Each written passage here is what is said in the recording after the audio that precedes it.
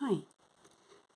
I needed to make a cat's eye out of a tally, but I wanted to have a centre as a cat does, so I experimented with seed beads, faceted beads, a little row of seed beads going sideways, and finally which I thought was the best version, a squarish large seed foil lined seed bead. So I'm just going to see if I can do it again.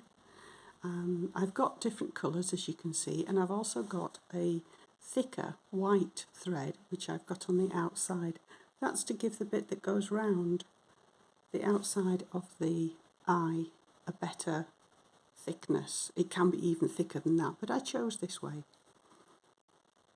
So I just start the plait off as normal, but I use the thick one and the outer one as one thread, and the centre thread is just a single one. It could be several if it was carrying colours through. I'm just going to make the tally as normal. It will be a bit thinner looking because this is a much thinner thread, and it'll take forever if I just keep going. But what the heck, I'm not going anywhere today, so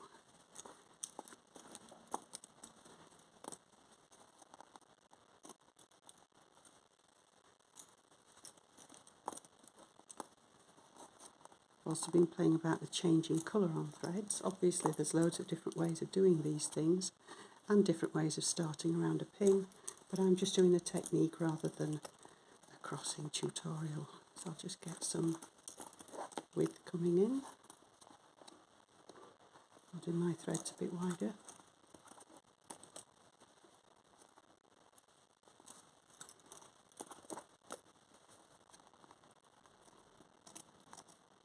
bit more on the worker.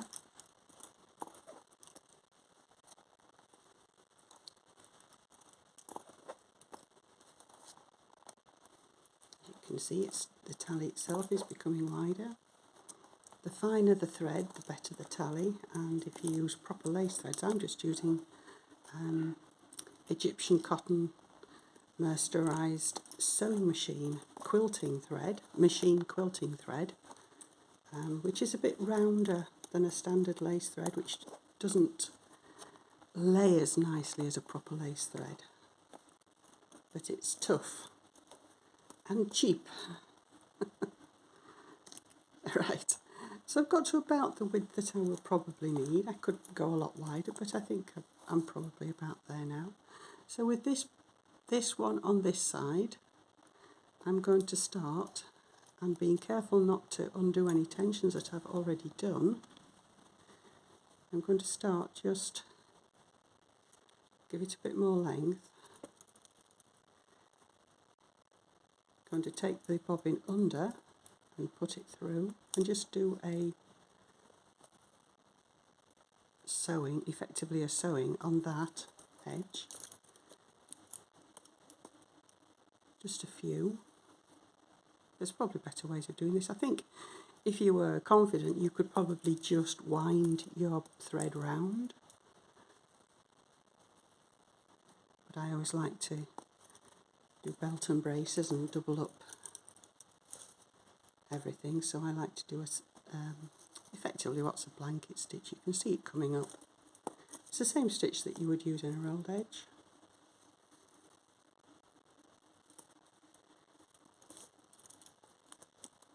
It just gives you a little length. The green, as you can see, is colouring the pink and the white thread, so I'm getting the green edge to it. It's starting to come down now. It is fine thread, so it is taking its time. It was a lot quicker on these because I used a pearl thread to do those. Right, so I've got a little bit along there, so I'm just going to put a pin in the spangle just to save any tension that there is on that. And using the other half of that pair, the green, which is the centre, without taking too much tension off it, I'll put more length, take more length on it and do the same thing again. Just taking it up a few. This is to cover and strengthen, cover the outside threads, and to also strengthen that band, a thread that will go at the top and bottom of the eye.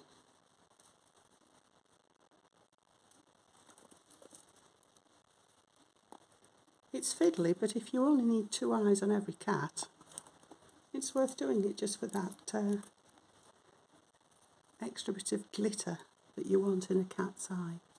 Now that's probably enough. So I've got the 2 green threads secured to the outside there. So what I'm going to do is I'm going to use my, that wasn't well planned, was it? I'm going to use a green bead. I'll put that in. So I'll put it in the normal way. Just put 1 thread over. Get it back on the hook. Put 1 thread over, pull it through, you make a loop. These are quite secure by now, tension-wise, because of course they're knotted onto the passives. Feed the other one through and you get the bead coming up. Really must plan ahead better. Right, so this centre thread, the second half of the green, doesn't need to be that tall again. It will go back to being a centre. Oh no, it won't. It will finish stitching the side. Come on, Leslie, pay attention. So I've got my bead through. Now I want the other half of this sewing so that these threads effectively go side to side, straight side to side. Make sure that stitch goes up next to the other stitch, because you don't want a gap in the colour of the outside edge threads that you're covering and strengthening.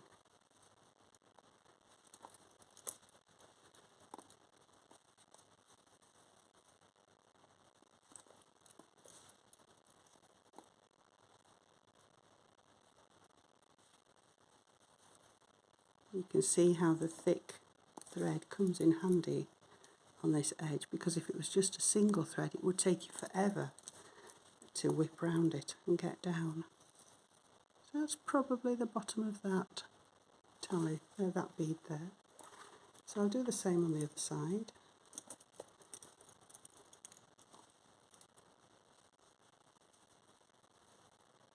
Making sure that those threads are just going straight up onto the previous set of side stitches there.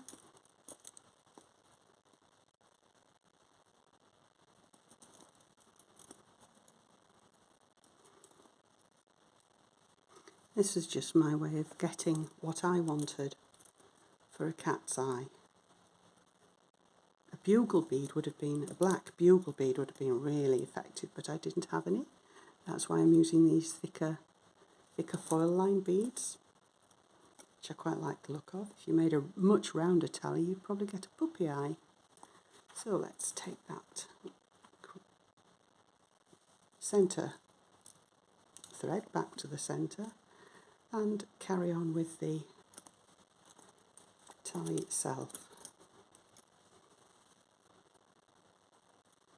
Your tension here is quite important, because you can end up pulling in that little side thread if you're a bit fierce. So just make sure that the tally coming out is the same as the tally coming in. Again, with tallies, it's all about the tension.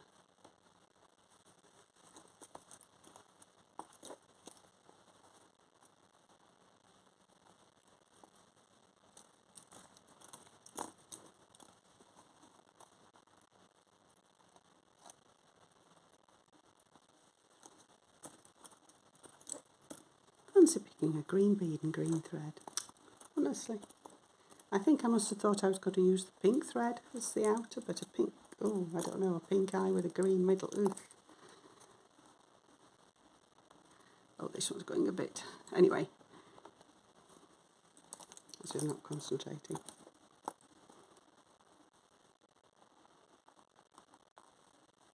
I won't take that all the way back. What I would normally do is I would take that back and make that into a much neater second half, but this is just to show you the technique around the bead.